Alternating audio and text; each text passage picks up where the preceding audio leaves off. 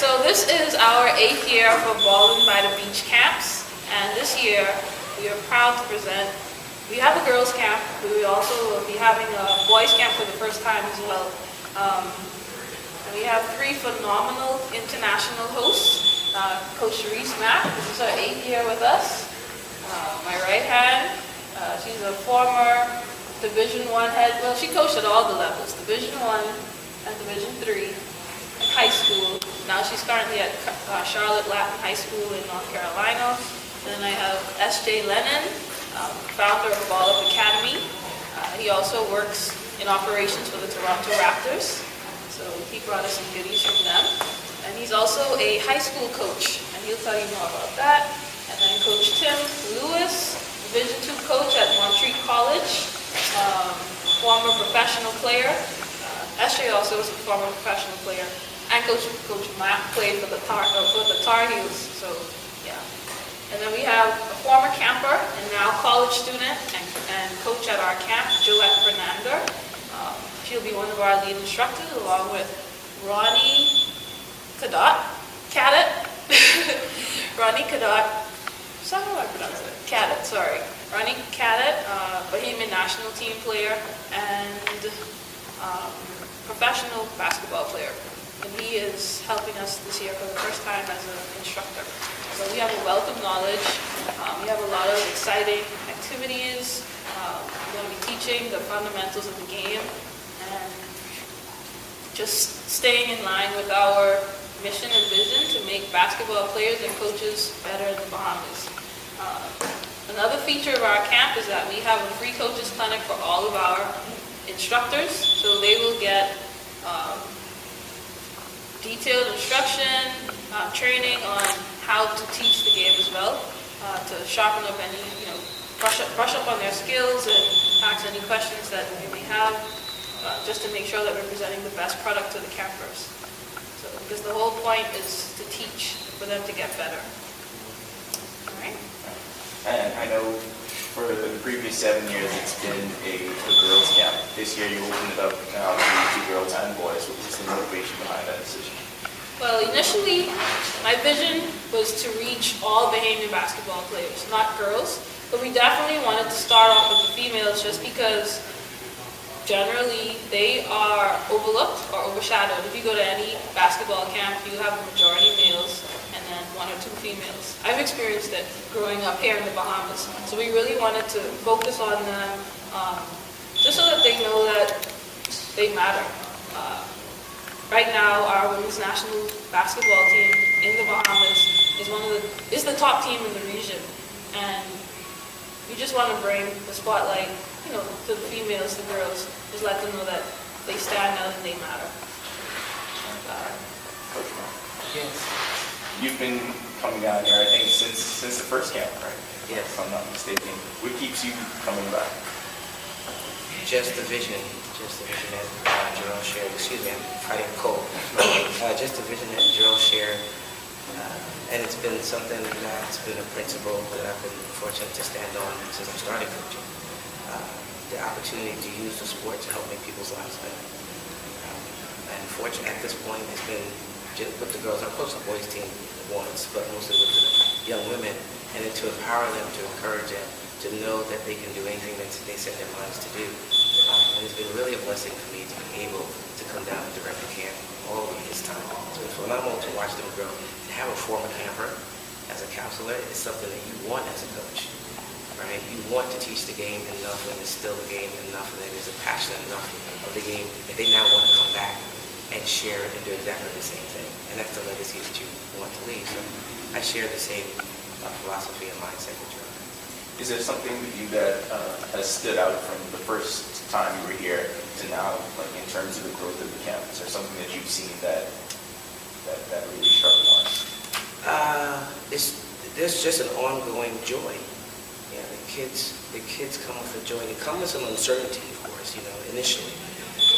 But after maybe the 3rd year, 4th year or so, you start to hear kids asking, when's Ballin by the Beach? Doesn't matter when it's Ballin by the Beach. You guys here? I didn't run into, I was at Dunkin' Donuts a couple of years ago, and one of the parents grabbed me by my arm, Coach Man. And the young lady said, Ballin by the Beach must be about to start. And I would prefer that connection. If you see me, you're thinking Ballin by the Beach, and you're thinking Gerald Nairn, we've made some impact. Just in that respect, right? So it's been awesome. It's been definitely an honor to be part of that. And any other male instructors, you guys have, what are some of the expectations you have for the campus and some of the things you'd love to take them through during your time here? Well, excuse me, I don't really have any expectations. Like Jarrell and Coach Mapp, I just want to further the game. Being a young man, growing up in the islands as well, I was born in Jamaica, and I was blessed with the opportunity to go to Canada. So being around the game at the professional level, at the college level, and at the high school level, I've been able to see the game grow in many different facets. So I just want to be able to bring it back to the islands, so where we can even the gap between us and the rest of the basketball world. I've been taking a close look at the Bahamians, actually, because you guys do have a pretty good NBA product in the NBA right now.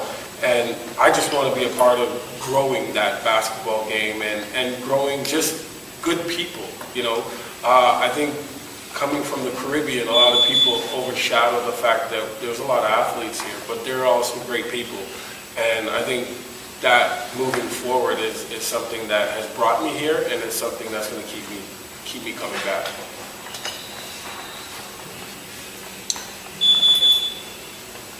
I think for me, I'm like the only person up here on the panel that's not born in the islands. I'm actually from North Carolina.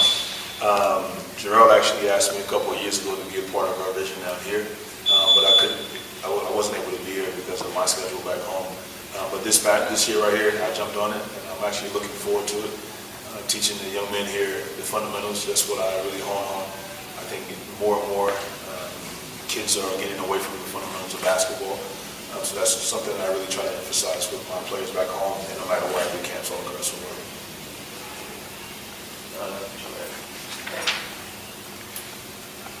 What's it like for you as somebody that has participated in the camp? What made you feel like you had to come and give back and give the same kind of tutelage that you got here years ago?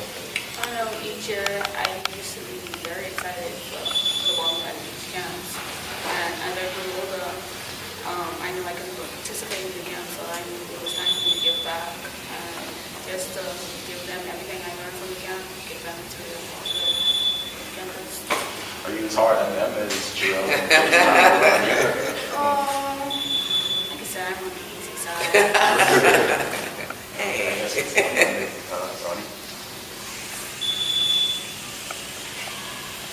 National team player for a long time now. What do you expect to bring to the camp this year? This is my first year being part of this camp, and going out here and having an opportunity to play at such a high level of college and play professional now.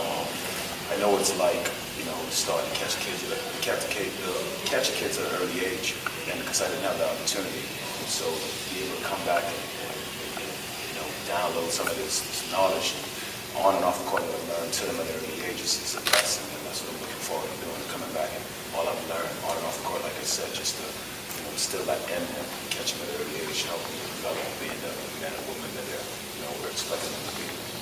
And how intense will the program have to be? I know you guys just have a week, so it has to be a condensed program, but how intense is that week going to be? Man, we're just going to push them and try to get the best out of them.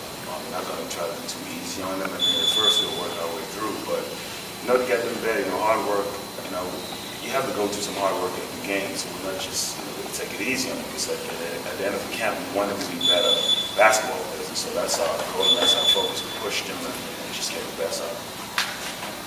I guess, Cheryl, other than Ronnie, someone that, it's good to help people that the kids can look up to, but someone who's actually from where they're from and may have experienced some situations that they have probably going through and still going through. What's it like to have someone here who can really relate to the kids off the court?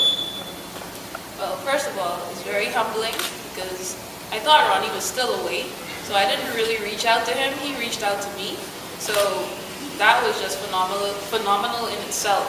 I really want to make Bahamian basketball players and coaches better, And we can do that through partnering with people outside of the Bahamas that have an interest and the heart to give and to teach. So to have him volunteer, it's humbling for one, and it is a blessing to know that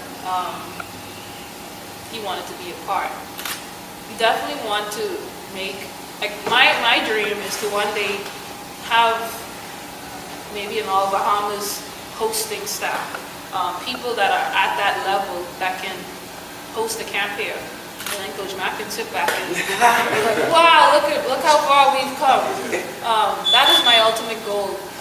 But unfortunately, I reach out to the bigger coaches here, but a lot of them have their own programs, so they're busy at this time with some conflict somewhere along the line. So it's good that the seed is being planted. Maybe next year, Ronnie will let me host the camp for him. We'll be having the Ronnie Cadet basketball camp hosted by Ballin by the Beach.